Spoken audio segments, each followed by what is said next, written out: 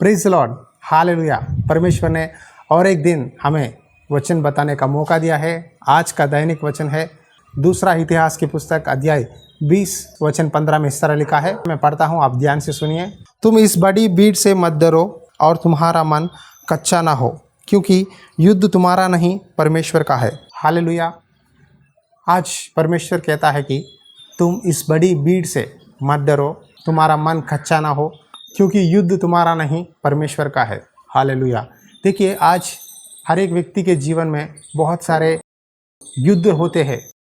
शायद युद्ध का मतलब मैं कोई देश विदेश के बीच में युद्ध के बारे में नहीं बोल रहा हूँ, लेकिन अपने मन में, अपने सोच में, अपने विचारों में कई युद्ध होते हैं।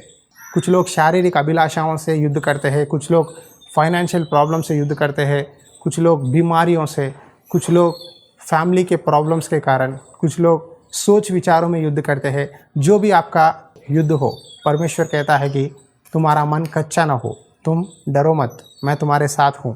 परमेश्वर कहता है युद्ध मेरा है, तुम्हारा नहीं। मैं तेरे ओर लड़कर तुझे सफलता दूंगा।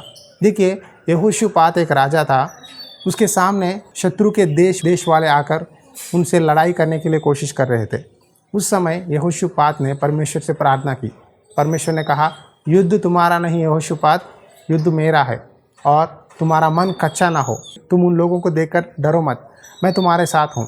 तुम एक काम करो, तुम घुटनों पे आकर मेरी स्तुति करो, मुझसे प्रार्थना करो। जब यहोशूपात ने परमेश्वर की बात मानी, परमेश्वर की स्तुति की, परमेश्वर ने उसके शत्रुओं से उसे बचाया और उनके देश को शांति समाधान के साथ आशीर्वाद दिया।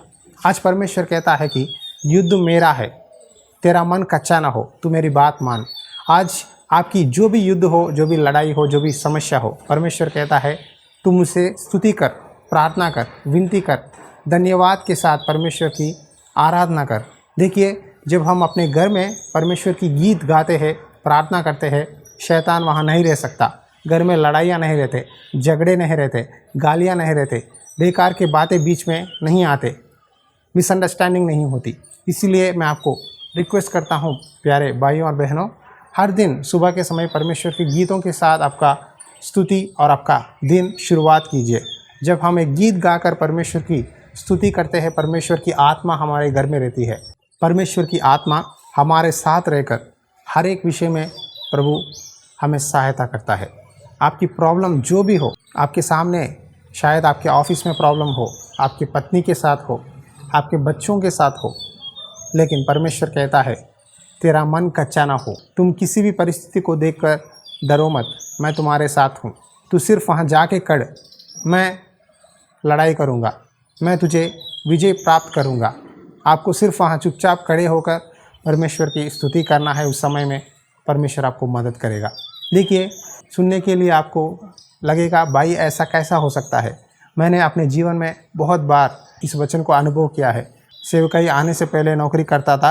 उस समय मेरे ऑफिस में कुछ लोग मेरे बारे में गलत बातों को मैनेजर को बताते थे, लेकिन मैं चुप रहा। परमेश्वर ने कहा युद्ध तुम्हारा नहीं, युद्ध मेरा है, तेरा मन कच्चा ना हो। मैं चुपचाप रहा, कुछ नहीं बोला, लेकिन एक समय आया जितने भी उन्होंने बोला है सब झूठ कहकर साबित हुआ है, और परमेश्वर ने मुझे उसी जगह में प्रमोशन दिया है नौकरी में, और जितने लोग ने मुझे निंदा किया है वो लोग वहाँ से नौकरी में से बाहर चले गए। देखिए, जब हम चुप रहेंगे, जब परमेश्वर की स्तुति करेंगे, परमेश्वर हमारे लिए युद्ध करेगा और हमें विजय देगा। इस विषय में मैंने कुछ भी नहीं बोला, चुपचाप रहा। परमेश्वर ने कहा तू चुपचाप रहे, कुछ भी एक्सप्लेनेशन मत दे, मैं तेरे और युद्ध करूँगा, मैं तुझे आशीष दूँगा, तू सिर्फ मेरी स्तुति कर। शायद आपके बच्चे बात नहीं मानते, शायद आपकी पत्नी आपके साथ लड़ाई करती हो, स्तुति करो, प्रार्थना करो, परमेश्वर देख रहा है। आपके हर एक आंसू पहुँचने का दिन जल्द आने वाला है। हालेलुया। आइए एक छोटी सी प्रार्थना करेंगे। आंखें बंद करिए। अनुग्रहकारी दयालु परमेश्वर, इस सुबह के समय प्रार्थना करता हूँ जितने भाई बहन इस वचन के द्वारा प्रेरित हुए हैं, प्रभु उन सबको आशीष दे। युद्ध हमारा नहीं, युद्ध तेरा है।